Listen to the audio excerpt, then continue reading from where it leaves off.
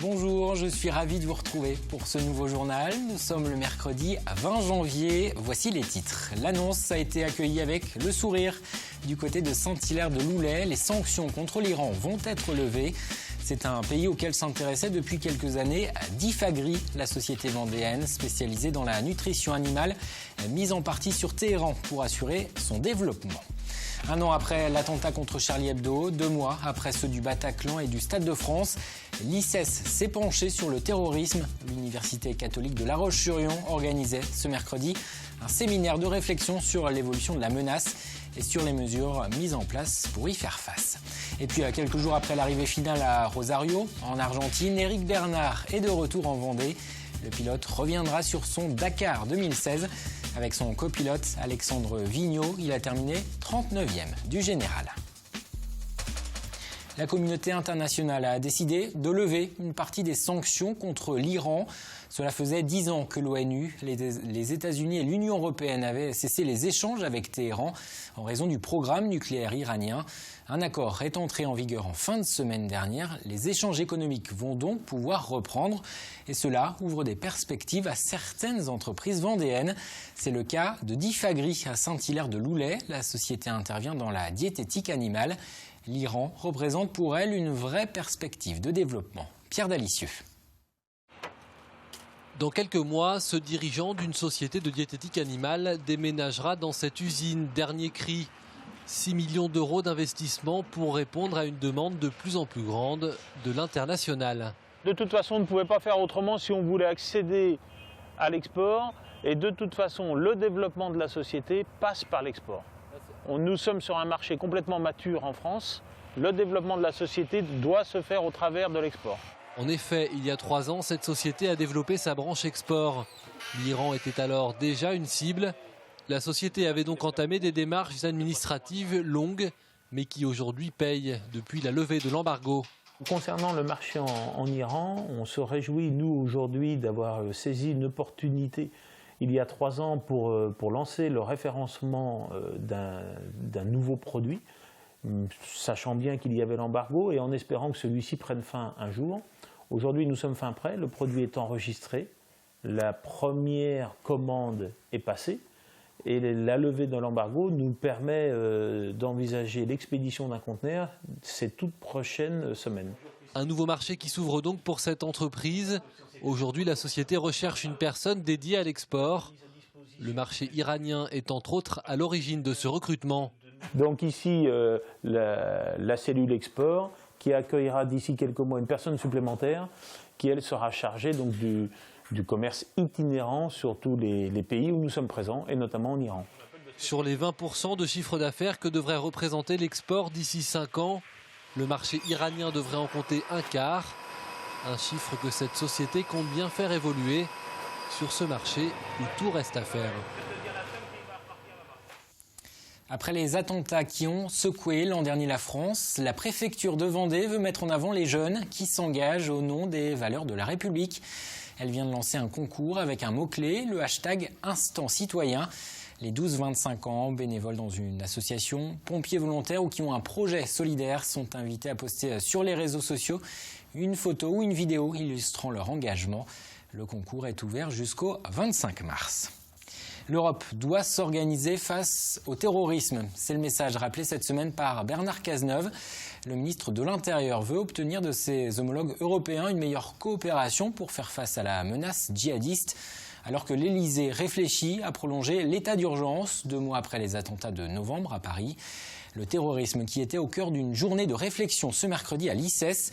L'Université catholique de La Roche-sur-Yon avait invité une douzaine de chercheurs, d'experts à venir apporter leur éclairage et à débattre avec les étudiants. Élodie Pépin. 21 morts ce mercredi au Pakistan, au moins 30 au Burkina Faso il y a 5 jours et 130 à Paris en novembre dernier. Les images des attentats sont encore dans toutes les têtes. Alors pour tenter de les comprendre, de les analyser et d'élever le débat, l'ICES organisait ce mercredi un séminaire sur le thème du terrorisme. Il est important d'en parler, mais surtout important de le comprendre. Parce qu'en parler, ça, je crois que On en entend partout, les médias parlent du terrorisme et de l'ensemble des attentats, mais ce qui est important aussi, c'est d'essayer d'avoir ce recul que permet un universitaire pour essayer de comprendre le phénomène. Parmi les intervenants, un ancien officier de marine, Hugues Deline. Une pointure sur les questions liées au terrorisme. Histoire, économie, géopolitique, il aborde le thème sous tous les angles, sans oublier d'en rappeler l'essentiel, sa définition. Le terrorisme, c'est quelque chose qui a toujours existé. Autrement dit, c'est une guerre qui sert à influencer les autres, à influencer les populations maintenant, puisque nous sommes en démocratie, les populations ont évidemment beaucoup plus d'importance. Donc c'est une guerre qui sert à influencer de façon à atteindre des objectifs politiques. Car redéfinir les intentions du terrorisme permet de poser les bases, bien souvent oubliées au profit des images. Une analyse qui était attendue par ses étudiants.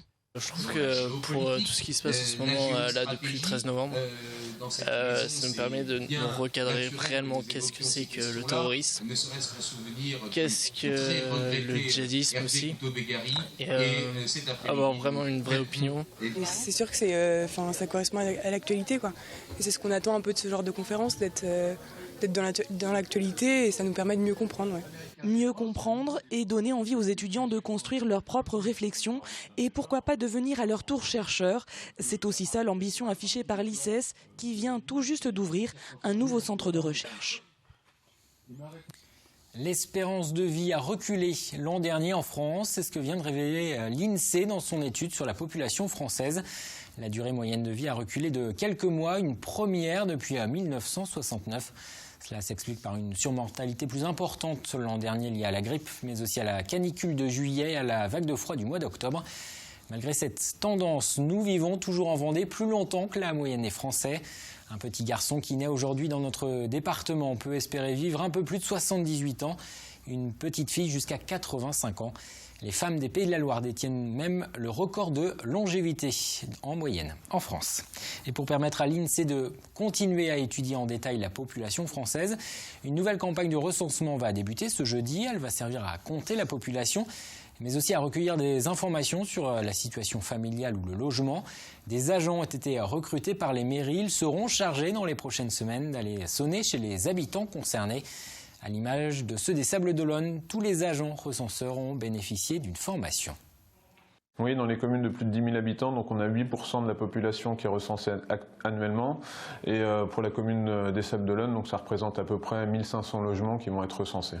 Donc ils sont formés pour apprendre le métier, c'est-à-dire se déplacer chez les gens, leur donner les documents pour qu'ils se fassent recenser, connaître la démarche à suivre avec le questionnaire à remplir pour l'expliquer aux gens, aussi expliquer aux gens qui sont recensés la procédure de recensement par Internet, puisque depuis l'année dernière, les gens peuvent maintenant effectuer cette démarche via Internet.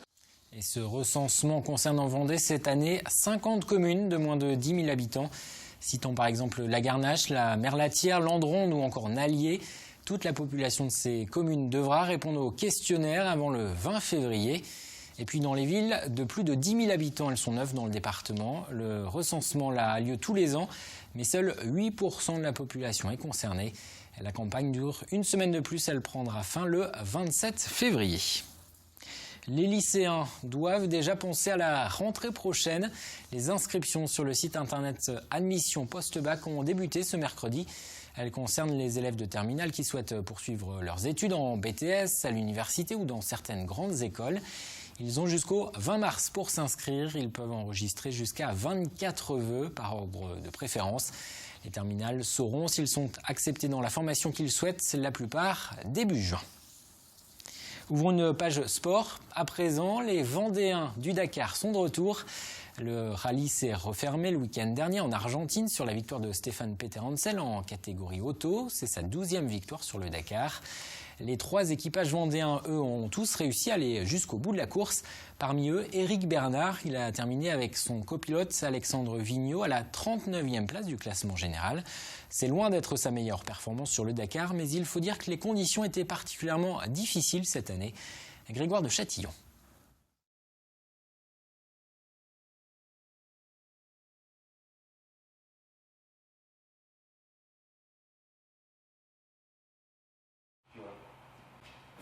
Contrat rempli pour Éric Bernard qui est rentré hier d'Argentine et son copilote Alexandre Vignot après un Dakar malgré tout en demi-teinte niveau compétition. En effet, il y a la satisfaction d'avoir bouclé un rallye difficile, mais encore une fois exceptionnel, avec des images plein la tête. Mais au niveau compétition, le binôme du buggy numéro 338 est arrivé à la 39e place du général alors qu'il visait le top 20. La faute à un gros caillou. On roule assez vite, hein, évidemment. Il y a des pierres un peu plus ou moins hautes, plus ou moins grosses, un peu partout dans le sable. Et puis celle-ci, on ne l'a pas vue. Et puis on a eu un choc énorme dans la voiture. On s'est regardé avec le copilote et puis on a compris qu'on avait pris un caillou sous la voiture et arraché une pièce. Cette pièce-là, qui va là. Cette pièce, c'est un triangle de suspension. C'est comment? Faut sourire ou pas? Non. C'est le début d'une galère. C'est la merde. Qui va durer 7 heures jusqu'à l'arrivée de l'assistance. Le temps de réparer et puis on a roulé 50 km dans les dunes de nuit, ce qui était quand même très, très difficile, mais bon, c'est la difficulté du rallye. Mais le Dakar, ce n'est pas que la compétition, c'est aussi d'autres moments forts qui, sur cette édition 2016, resteront gravés. Cette année, on a eu un accueil exceptionnel en Bolivie. J'ai eu la chance de parler avec le président bolivien, de faire un selfie, c'est la mode, avec lui. Et c'était vraiment une belle rencontre. Il y a un engouement pour le rallye en Amérique du Sud qui est exceptionnel. Et c'est un vrai plaisir de côtoyer les gens sur place. Le Dakar reste le rallye le plus exigeant de la planète et pourtant, il agit comme une drogue. J'ai envie de repartir. Alors, c'est pas évident parce qu'il faut remettre toute la machine en route. On laisse quelques jours, quelques semaines passer. Mais on va retravailler d'ici peu de temps sur ce nouveau projet. Un nouveau projet qui va être le moteur d'Alexandre et Éric pour être sur la ligne de départ du Dakar en 2017. En cyclisme, quelques jours après avoir présenté son maillot, le tout nouveau Team Direct Energy a remporté sa première victoire. C'était ce mercredi midi sur les routes du Gabon. Adrien Petit s'est imposé dans la 3e étape de la course tropicale à Missa-Bongo. Le coureur fait partie des nouveaux arrivants dans la formation de Jean-René Bernaudot. Je vous propose maintenant d'aller à la rencontre de Fanny Fuster. Elle a été élue en septembre dernier Miss Ronde Pays de la Loire et elle défilera samedi à Gravelines dans le Pas-de-Calais pour défendre les couleurs de notre région lors de la finale de Miss Ronde France. Fanny Fuster s'y rendra avec la volonté de montrer que la beauté n'est pas une question de centimètres ou de kilos. Portrait signé Alix Lanos.